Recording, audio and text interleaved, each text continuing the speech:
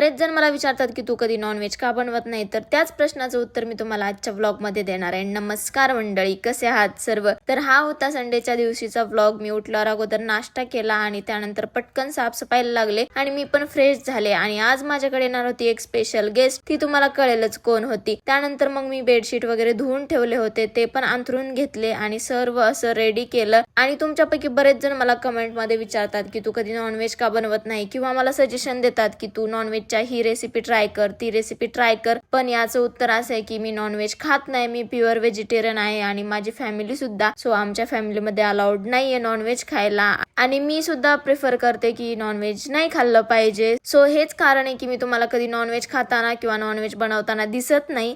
त्यानंतर मग मी माझे हेअर पण सेट करून घेतले. तेवढ्यात मग आली होती अक्षदा, जी की आहे वैजापूरची अक्षदा. ही सुद्धा व्लॉगर आहे. सो मग तिच्यासोबत मस्त अशा गप्पा वगैरे मारल्या, कॉफी बनवली होती. बाय द वे, तुम्हाला व्हेज खायला आवडते की नॉन व्हेज खायला, नक्की कमेंट करून सांगा.